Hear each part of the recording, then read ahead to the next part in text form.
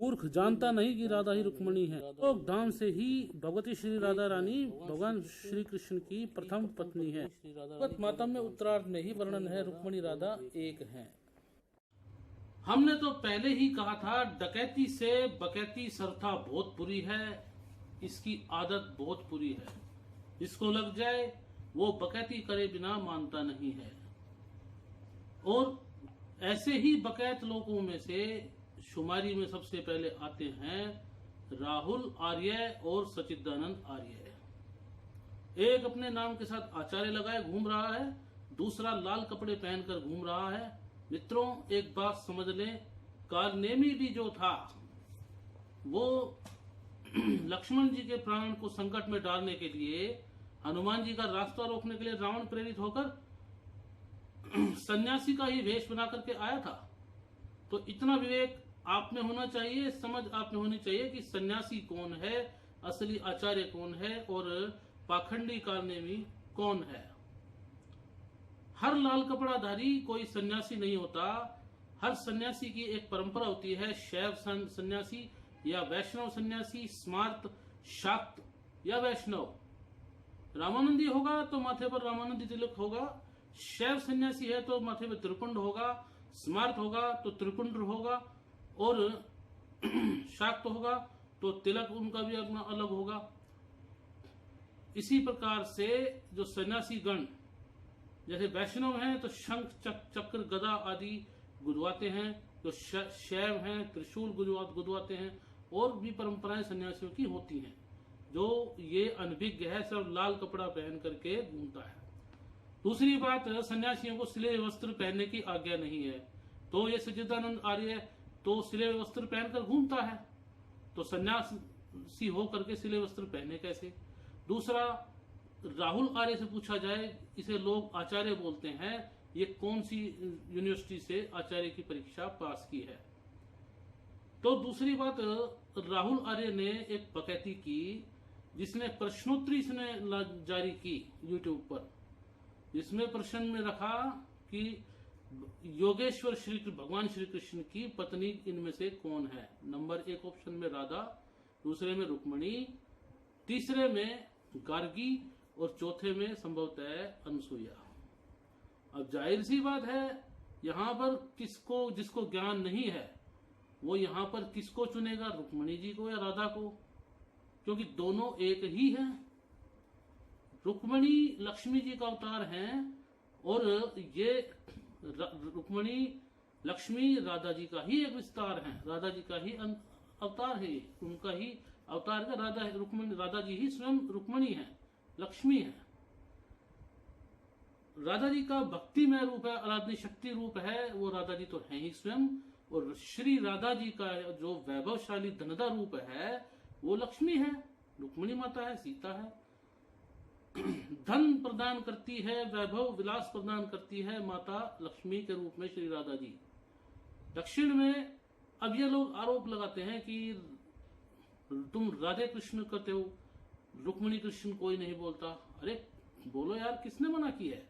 कौन किस शास्त्र में लिखा है कि रुक्मणी कृष्ण नहीं बोलो? जगन्नाथपुरी में किसकी पूजा है, द्वारका में किसकी पूजा है? भाई द्वारका जगन्नाथपुरी में तो सुभद्रा साथ में उनकी बहन है, और वहां पर रुक्मणी जी क्यों नहीं है, तुमसे प्रश्न पूछा जा सकता है। और द्वारका में जाओगे, द्वारका में तो माता रुक्मणी जी श्री कृष्ण के साथ हैं। मथुरा में कुब्जा महारानी कृष्ण जी के साथ हैं। ठीक है, कहीं कहीं अब इस प्रकार से 16,108 पत्नियां भगवान श्री कृष्ण के, इनमें से कोई सा भी नाम कृष्ण के साथ ले लो, परंतु राधा ही नाम क्यों? क्योंकि परम मोक्षकारक श्री राधा नाम ही है। राधा भगवान श्री कृष्ण ब्रह्मवैवर्त पुराण में स्वयं बोलते हैं, हम पूर्व वीडियो में वर्णन कर भी चुके हैं कि जो रा शब्द का उच्चारण करता है मैं उसके लिए उठ खड़ा होता हूं, और जो धा शब्द का उच्चारण करता है मैं उसके पीछे दौड़ पड़ता हूं। और शिव पुराण में श्री राधा जी का वर्णन है, और श्रीमद्देवी भागवत महाभागवत में तो वर्णन आया है शिव ही राधा जी के रूप में है स्वयं, और भगवान श्री कृष्ण उनकी आराधना भी करते हैं, उनकी आराधना शक्ति है। और ये जो अभागे जो है मंद गति के मारे ये जानते नहीं हैं कि वेदों 4 वेद ही पर्याप्त नहीं है, उनकी शाखाएं भी हैं। 1131 तो शाखाएं हैं। इनसे पूछो कि तुम वेद का दावा करते हो, तुम्हारी शाखा कौन सी है, क्या तुम्हें वेद का अधिकार है? और ये सच्चिदानंद आर्य तो सबसे पहले पूछता है वेद पढ़े तुमने? अरे वेद कोई तुमने कोई साधारण किताब समझी क्या? कोई रेवड़ी मूंगफली समझिए क्या, किसी को भी खिला दोगे? तो इससे मैंने पूछा था फोन कॉल कॉन्फ्रेंस में, ये फोन काट के भाग गया था। इससे पूछा था कि वेद के 3 सूत्र कौन से होते हैं, ये इसको नहीं पता। ये राहुल आर्य से प्रश्न कर चुके हैं, उसे भी नहीं पता।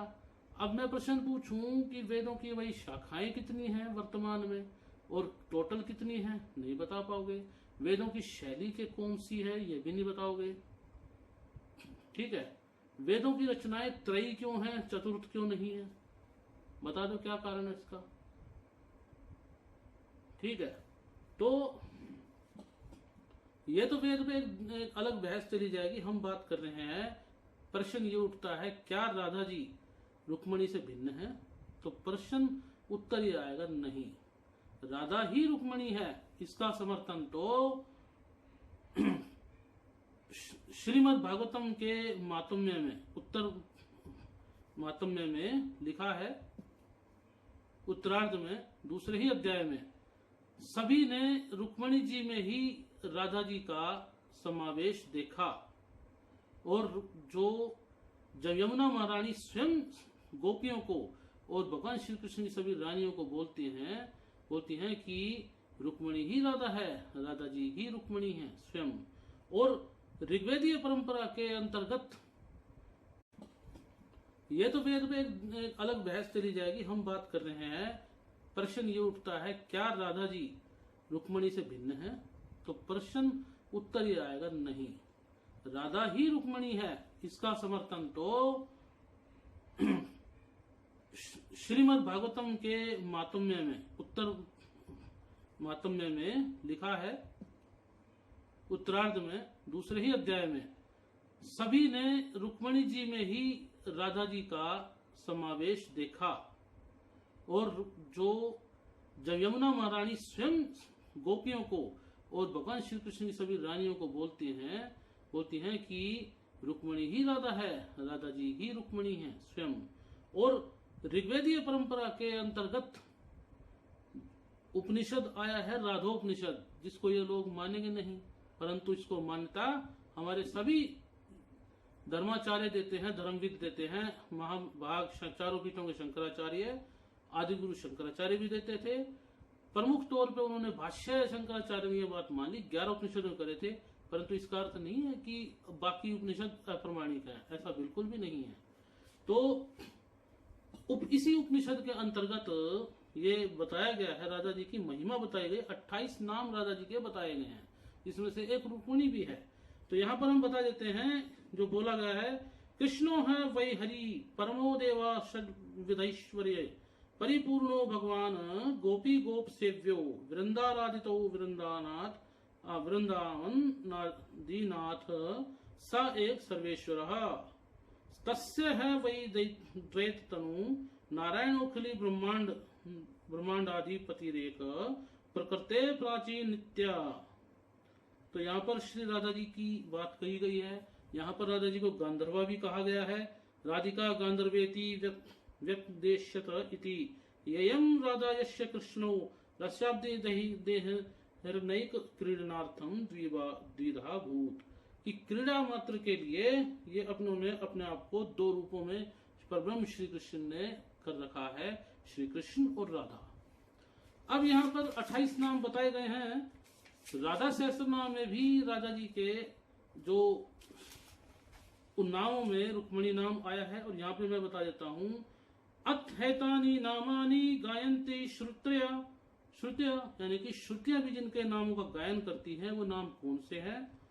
राधा रासेश्वरी रम्या कृष्ण मंत्रादि देवता सर्वाद्या सर्वंदा च वृंदावन विहारिणी वृंदाराध्या रमा शेष गोपी मंडल पूजिता सत्य सत्य परा सत्य भामा कृष्ण वल्लभा वृषभानुसुता गोपी मूल प्रकृतीश्वरी, गांधर्वा राधिका रम्या, रुक्मणी परमेश्वरी, परात्परा पूर्णा, पूर्णा चंद्र निभानना, भुक्तिर मुक्तिर प्रदा, नित्यम भव व्याधि विनाशिनी, इत्येतानि नामानि यः पठेत स जीवन मुक्तो भवति, इत्याह हिरण्यगर्भो भगवान नीति। तो इसमें बताया गया है मित्रों, श्री राधा जी के इन नामों का गुणगान श्रुतियां करती हैं। राधा रासेश्वरी रम्या, कृष्ण मंत्रादि देवता, सर्वाजा सर्वंदा वृंदावन विहारिणी, वृंदाराध्या रमा, अशेष गोपी मंडल पूजिता, सत्या सत्य सत्यपरा सत्यभामा, श्री कृष्ण वल्लभा, वृषभानुसुता, गोपी मूल प्रकृति ईश्वरी, गांधर्वा राधिका रम्या और रुक्मणी। इसी प्रकार से 28 नाम बताए गए हैं।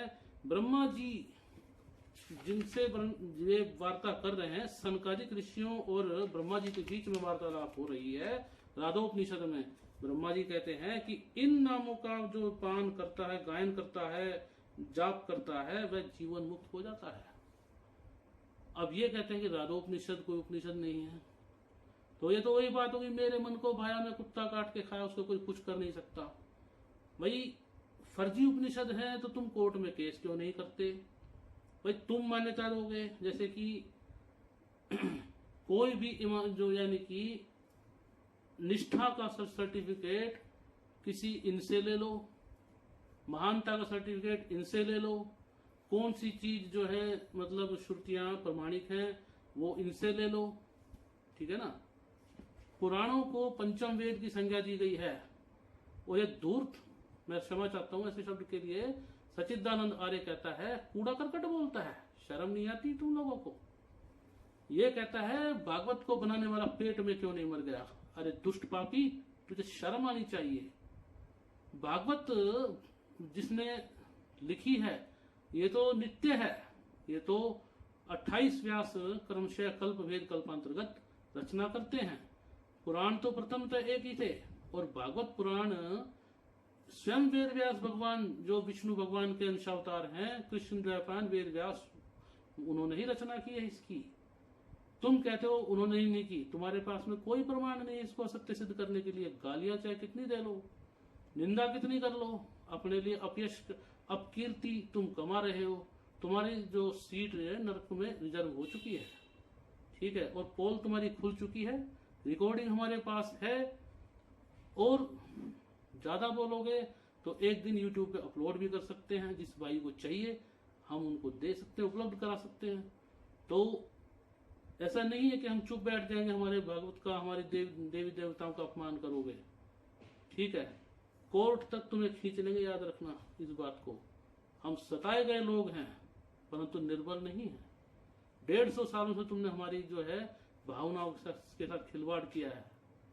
यदि हिंदू अगर ऐसा करता, जबरदस्ती किसी के गर्दन पे तलवार रख के अपने धर्म का को जबरदस्ती थोपता, तो ना तो तुम्हारा ये समाज होता और ना तुम होते, समझे।